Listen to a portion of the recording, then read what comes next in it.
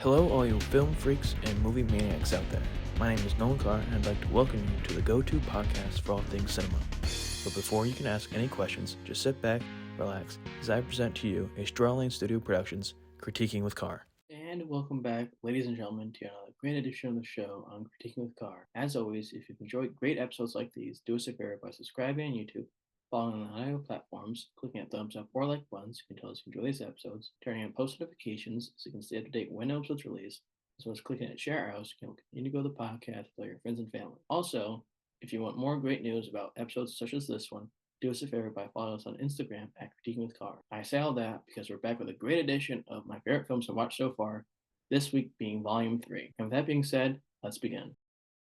Coming at number 10 on the list of my favorite films I watched so far for Volume 3 is It's a Wonderful Life. To tell you the truth, I don't see how this movie is one of the greatest films of all time and something people religiously tune into like Star Wars every year around and on Christmas. I thought the acting and believability from an overarching perspective wasn't that special, minus Jimmy Stewart. I thought this movie's plot dragged on a lot more than anything else on this list and the others' list as well. Coming at number 9 on my list of films I've watched so far for Volume 3 was Life is Beautiful. Like this entry's predecessor, this is another movie that is, in my opinion, not deserving of the hype it gets. I thought that Benigni's comedy was funny for about the first half of the film, but after that it becomes stale and cringe in some aspects. Besides the aesthetic that this movie provides to the viewer, with the wardrobe and settings, this film doesn't do that much for me.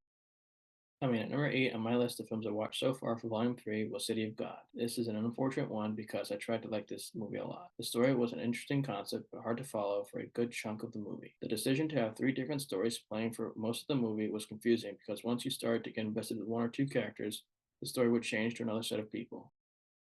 Coming at number 7 on my list of films I watched so far for Volume 3 was Seven Samurai. Minus the language barrier, this film wasn't that bad, especially in comparison to the ones below in my Volume 3 rankings. I thought that the end, particularly the big battle, was lackluster for the most part, and it dragged on in certain parts leading up to this supposed grand battle, the bandits versus the samurai and the townspeople. In my opinion, I didn't connect to most of the samurai and thought that the Ronin's apprentice was immensely cringe, and I also thought that some of the tougher samurai didn't have a commendable death compared to others in the film that had importance.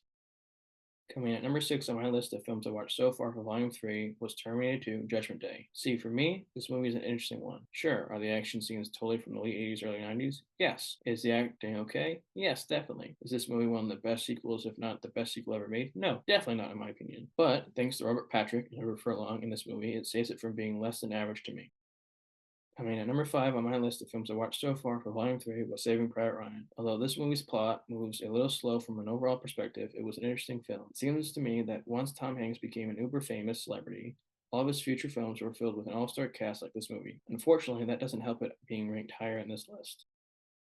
Coming in at number 4 on my list of films I watched so far for Volume 3 was Interstellar. The majority of this film was pretty powerful and interesting. I feel as though from the beginning of the movie to when Matthew McConaughey and his character's daughter find the secret NASA base was the most boring and stale part. This movie did a great job with pulling at your heartstrings during the more emotional familial parts. I thought the ending was also great, especially since I felt it did a great job of setting up for a possible sequel.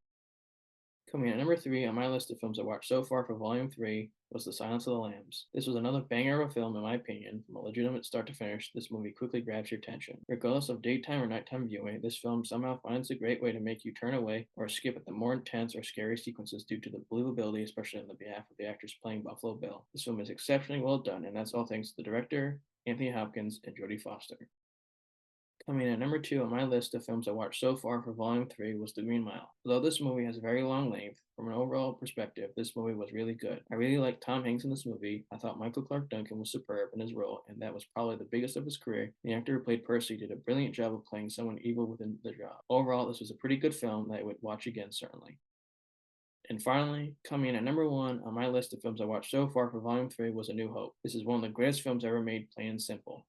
Seeing what was accomplished not just in the saga of films, but in both the science fiction genre and movie business in general, because of this movie makes it even more godly. The acting, given that for the most part the core main cast is virtually all unknown up until this movie, is amazing. Although Harrison Ford and Sir Alec Guinness are the best humans in this movie, the real stars are C-3PO and R2-D2, and how their journey unfolds together once they leave the Rebel cruiser as it was boarded by Darth Vader and his men. I could do a whole video on why this movie is great, but I won't do that, which is why this is at the top of my list for this volume of films I've watched. And with that being said, my film freaks and cinephiles, what did you think? Did you enjoy it? Did you agree with me? Did you disagree with me? If so, whether it be agreement or disagreement, go down to the comments or wherever it may be they can do that and put in your top 10 films of this set of movies I just talked about. As always, Do us a favor by subscribing on YouTube, following us on the audio platforms, clicking that thumbs up or like button so you can tell us you enjoy these episodes, turning on post notifications so you can stay up to date when new episodes release on those platforms, as well as clicking that share out so you can continue to grow the podcast with all your friends and family. Also, if you want other ways to stay up to date with this podcast and tune into great episodes like this one, do us a favor by following us on Instagram